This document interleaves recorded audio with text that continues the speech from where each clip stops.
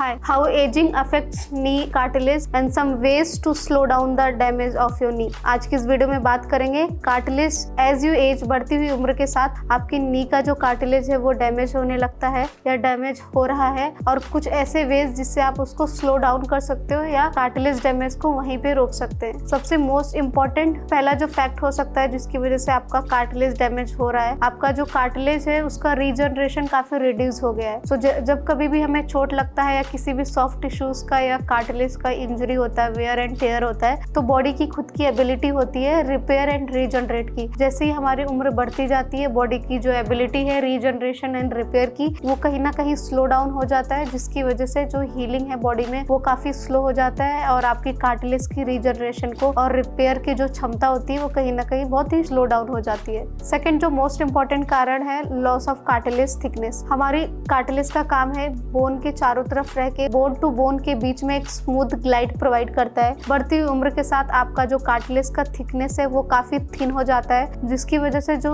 Bone and bone के बीच में glide रहता है वो कहीं ना कहीं हड्डी आपस में टकराने लग जाती है और आपका कार्टिलेज डैमेज हो जाता है। Third most important reason can be आपका जो लुब्रिकेशन है नी में वो काफी कम हो जाता है, यानी कि साइनोवियल फ्लूइड। नी जॉइंट में साइनोवियल फ्लूइड प्रेजेंट होता है जो जॉइंट्स को लुब्रिकेट होने में और आपका जो फीमर है उसको अच्छे से ग्लाइड होने में काफी हेल्पफुल होता है। अगर आपके जॉइंट्स में फ्लूइड काफी कम हो जाता है बढ़ती उम्र के साथ, साइनोवियल फ्लूइड डिक्रीज हो जाता है या जो वॉल्यूम है, जो अमाउंट है साइनोवियल फ्लूइड का वो कम हो जाता है, हमारे जॉइंट में फ्रिक्शन बढ़ जाता है, नी जॉइंट में काफी फ्रिक्शन बढ़ जाता है। जॉइंट टू जॉइंट आपका फीमर पटेला से, फीमर टिबिया से कहीं ना कहीं टकराने लग जाता है, जिसकी वजह से भी कार्टिलेज डैमेज होने लग जाता है। Fourth reason can be change in collagen structure. जो आपका कार्टिलेज होता है वो कोलेजन स्ट्रक्चर का बना हुआ होता है। एज वी एज, बढ़ती हुई हमारी उम्र के साथ जो कोलेजन का प्रोडक्शन है वो भी कई बार स्लो डाउन हो जाता है और डिसऑर्गेनाइज्ड हो जाता है, जिसकी वजह से जो स्ट्रक्चरल फंक्शन रहता है हमारे कार्टिलेज का वो कहीं ना कहीं लॉस हो जाता है और वियर होने लग जाता है, क्योंकि कोलेजन के स्ट्रक्चर में चेंज आने की वजह से आपका जो कार्टिलेज है उसका स्ट्रक्चर डिसऑर्गेनाइज हो जाता है और वो आपकी कार्टिलेज को मोर प्रोन टू वेयर कर देता है, जिसकी वजह से आपका कार्टिलेज रिपेयर होने में काफी टाइम लेता है। तो दीज आर सम रीजंस जिनकी वजह से कार्टिलेज डैमेज होने लगता है जैसे ही हमारी उम्र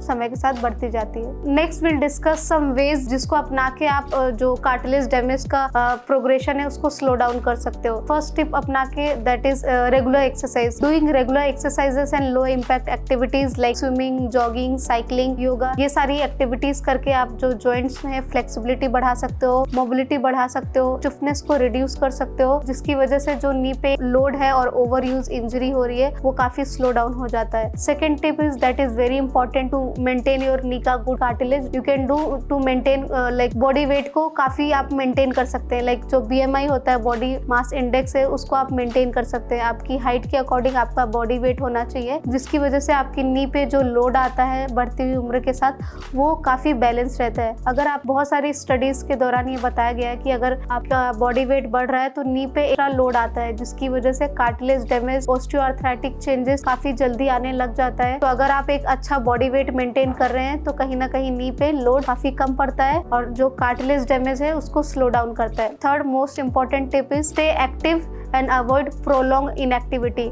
रेस्ट करना बहुत ही इंपॉर्टेंट है। कोई भी आपकी जॉब है, कोई भी आपका वर्क प्रोफाइल है, आपको लंबे समय तक के लिए खड़े रहना है किसी भी एक्टिविटी में या पोजीशन में लंबे समय तक के लिए, like long sitting, long standing. So rest करना बहुत ही इंपॉर्टेंट है, लेकिन प्रोलॉन्ग एक्टिविटी को और इनएक्टिविटी को अवॉइड करना है। जैसे कि आप 1 घंटे लगातार, आपकी 8 घंटे की जॉब है तो 1 से 1.5 घंटे के बाद आप मेक श्योर करें कि आप थोड़ा सा 5 मिनट का वॉक करके आए। या लॉन्ग सिटिंग है तो 1 से 1.5 घंटे बैठने के बाद या 40 से 45 मिनट बैठने के बाद आप पैर को थोड़ा सीधा कर ले, कुछ एक्सरसाइजेस कर ले या आप वॉक करके आए। या आप लॉन्ग स्टैंडिंग कर रहे हैं तो आप बैठ सकते हैं, 5-10 मिनट का रेस्ट ले सकते हैं। सो प्रोलॉन्ग पोस्चर में नहीं रहना है और इनएक्टिविटी, एक ही पोजीशन में सेडेंटरी लाइफस्टाइल नहीं जीनी है, फिजिकली एक्टिव रहना है, मसल्स को स्ट्रॉन्ग रखना है, जिसकी वजह से जो जॉइंट का स्टिफनेस है वो कहीं ना कहीं रिड्यूस होता है और जो कार्टिलेज पे एक्स्ट्रा लोड आता है, कार्टिलेज डैमेज होता है, वियर एंड टियर, उसको सेव करता है। फोर्थ मोस्ट इंपॉर्टेंट, क्वाड्रिसेप्स का strength. Maintaining good quadriceps strength आपके जो जॉइंट पे लोड है उसको ऑफलोड करता है। So it's very important. Quadriceps पे सबसे ज्यादा टारगेट करना है, लेकिन सारी ही muscle like your quadriceps, hamstring, calf, glute, सारी मसल्स को स्ट्रॉन्ग करके बैलेंस करके, मस्कुलर